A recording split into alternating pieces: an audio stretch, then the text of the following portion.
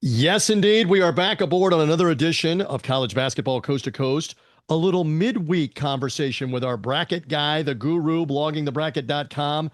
Chris Dobbertean is back because we got to have you multiple times over the next few weeks because everything changes. I mean, 96 hours, you might as well just take the box and throw it back up in the air, seemingly, on who's doing what. So we're back. We're back with a midweek kind of preview of what's going on. Good to be with you, my friend. Thank you for hopping back aboard here on the platforms of college basketball coast to coast. The video show. If you're on podcast, come see the video on the YouTube channel. If you're on video, find us in pod form, Apple, Spreaker, Spotify. Chris, midweek, how are things?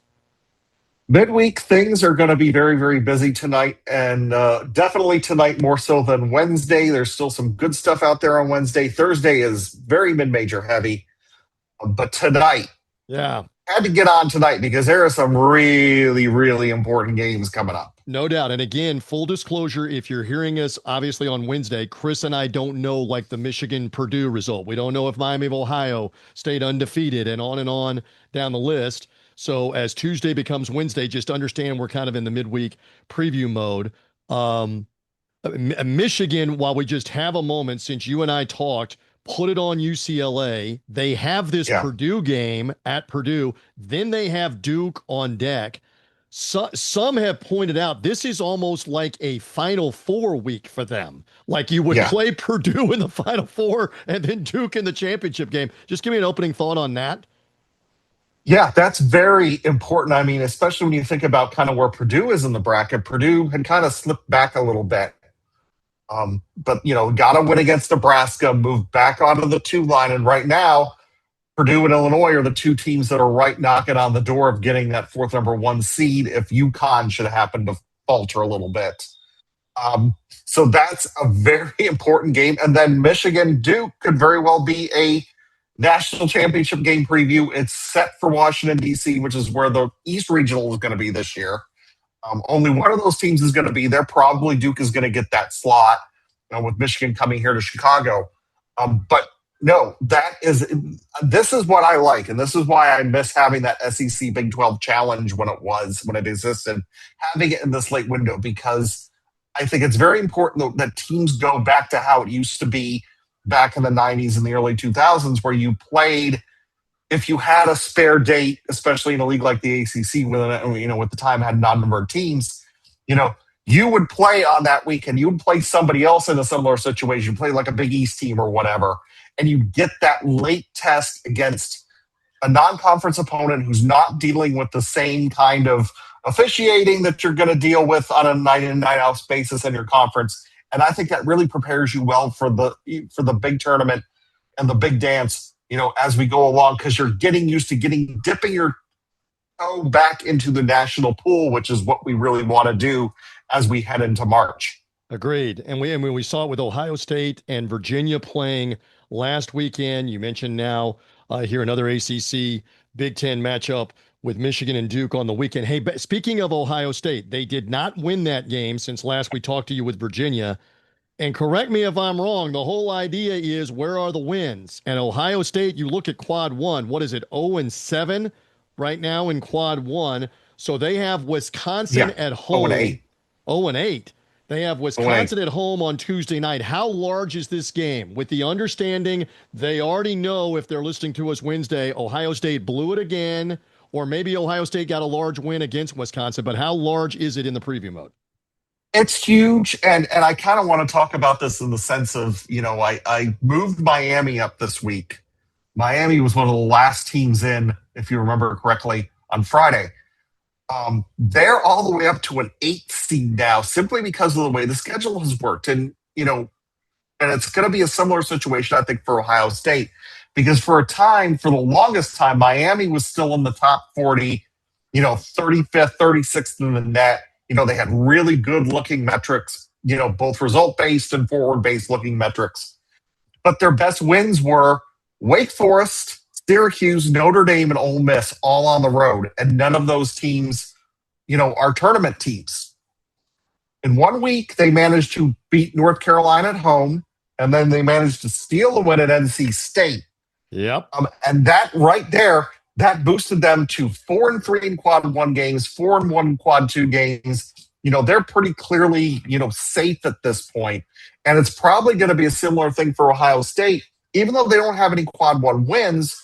They have key wins over teams like UCLA and USC and West Virginia, who are all kind of in that bubble race. And that, even though they don't have that quad one win, that's kind of what's keeping them barely in the field, put them back into the field, barely for now.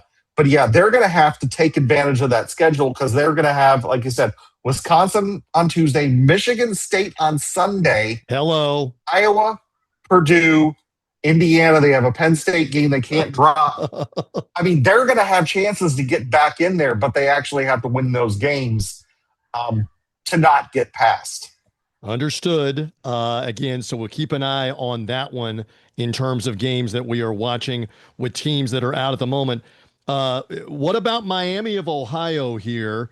They're playing at UMass on Tuesday night as we're in the preview mode. This was a wild, high-scoring game at Miami back about 2 weeks ago. They were losing late in that game, came from behind to win it. Is this maybe the danger spot? I mean, I know there's been a lot of buildup. How long can they keep it up now at 25-0? Is this maybe the danger spot for Miami of Ohio here? I think, yes, on the road, that is going to be a dangerous spot. They play Bowling Green coming up, who was their highest ranked opponent by net remaining. The thing that really, I think, hurts them is they only play Akron once. Akron is their only opponent in quad one or quad two.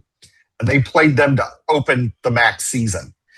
So there's the really strong possibility now, because Akron's only a game back, that the Red Hawks and the Zips are probably going to meet for that automatic bid in Cleveland on selection eve. And I think that is going to be kind of the big game. But the question is, can Miami get there unbeaten? And I really think this week is probably the biggest challenge they're going to face before they actually get there. I mean, this is a team that struggled playing Buffalo, who was not a good team at all, twice, both home and away.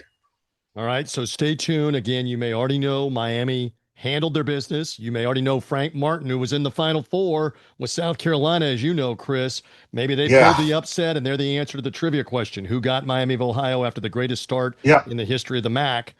Stay tuned on that. Love Chris Dobbertean's insight. He's with us for a few more moments as we do this here midweek. Whether you're finding us on YouTube or on the pod feed, just understand we're in the preview mode. A couple of more teams that are interesting. SMU has Louisville Tuesday night. SMU has a couple of wins in quad one, but they've got a couple of large opportunities coming, including this one with Louisville on Tuesday. Right now, you have Southern Methodist firmly in, but it isn't going to hurt if they can get another win or two, obviously, right? Not at all, because there is there's that cluster of teams on the 8-9 line in the ACC right now. Miami, NC State, SMU are all kind of there. And I think, like I said, Miami has kind of pushed itself to the lead there. And I think that NC State, could maybe do that tonight, with one against North Carolina. But that opportunity is huge for SMU, especially considering where Louisville is. Louisville's just outside of the top 16. So that is a really, really strong potential win coming up for the Mustangs if they can pull it off. And again, for SMU, they don't get a lot of good chances at games. I mean, the rest, as we were mentioning, some other teams get the big opportunities. They have Boston College, Cal, Stanford, both on the road, then Miami, then Florida State. Yeah.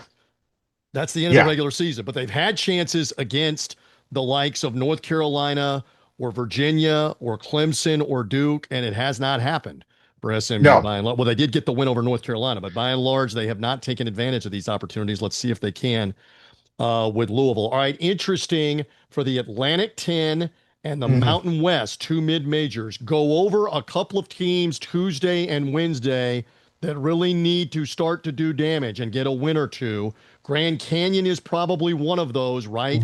At San Diego State Tuesday night. Who else out of the Mountain West and the A10 needs to show something here midweek? VCU. I think St. Louis at this point, I mean, they only have one loss by a single point. All their metrics are great. VCU is kind of one of those mixed cases where I think they need a little bit of help, and I think they could very well get it because their two best wins right now were quad two wins over South Florida and Virginia Tech, both of the battle for Atlantis back over Thanksgiving. And if South Florida, I think, is probably going to end up winning the American at this point. And Virginia Tech still has a good chance of getting into that large, I think, with some more wins themselves. But if those teams keep winning, that's going to help bump VCU up, especially if those teams can kind of get themselves into the net top 50, because those will be 2 quad 1 wins if they do. And that is going to do wonders for VCU's profile. George Mason, at this point, I think they have a shot, but it's not a very good one. I think they're really going to have to get a lot of help and keep winning. They're the only kind of team that's kind of there with VCU. The Mountain West has some very interesting cases. I think Boise State really has probably the best case because they have 2 wins over New Mexico. They beat St. Mary's on a neutral floor. Granted, it was, a quasi-home game for them. But their problem is they have a loss from everywhere. They have 2 quad 3 losses. They have a non-D1 loss when lost to Hawaii Pacific on opening night. That doesn't technically count, but it's sitting there on the selection sheet and is not going to look good. UNLV beat them in Boise on Friday night since you and I talked. Yeah. Boise State has just been hard to figure out in some of these games. Yep. And then San Diego State and New Mexico probably have the best case on metrics. And Grand Canyon at this point now is, even though they have 2 quad 1 wins, they've beaten San Diego State 2, beaten Boise State, they've beaten all the main teams, the Broncos, in fact, but their net's at 77. So they're going to, and their metrics aren't really all that great and not in that large range right now. But that's another team that if they can keep winning.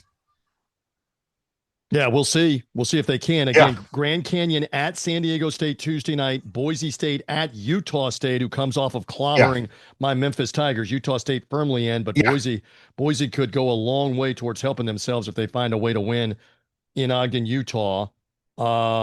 Interesting on all of these. Anything else we left out here in the midweek? We didn't touch on SEC or Big 12 and any teams that might be lurking. Anything else in the bracketology, my friend? TCU UCF tonight in the Big 12. That is pretty much, it's not an elimination game, but it is going to be very key for those teams. UCF's kind of fallen back a little bit. They're in, the last 4 buys range now, and TCU is one of the last 4 in. So that's a vital game for both those teams. Like Virginia Tech has an opportunity at Miami tonight. Speaking of bubble teams, Wednesday's not quite so good, but you are going to have Oklahoma State and Missouri who are still hanging around. They get Kansas and Vanderbilt respectively, so they get them at home. So that's huge. Interesting. And then Arizona, who has now lost 2 in a row, gets BYU in Tucson, an opportunity to sweep the Cougars and kind of get themselves back on track. And then to start Wednesday night, you'll have Arkansas and Bama, who are a pair of 5 seeds out of the SEC.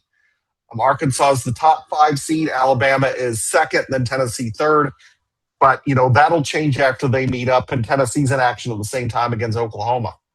Tons of games midweek here. It's all going to sort out. Again, go to bloggingthebracket.com. Chris has got a fresh, hot out of the oven, new bracket projection. First 4 out, last 4 in, still sitting there for this week, headed into all of the important action. So we look forward to seeing how that might or might not change with all of these different games that are going to go on. Go check it out right now. His last 4 in are Southern Cal, TCU, UCLA, Ohio State. Results will matter here over the next couple of days. First 4 out, you have 2 Mountain West, San Diego State, New Mexico, Seton Hall, Virginia Tech. Stay tuned on how that sorts. Bloggingthebracket.com is where you find him. Anything else, or are we good? Are we ready to throw the ball up in the air for about 30 or 40 games that matter on Tuesday, Wednesday, Thursday?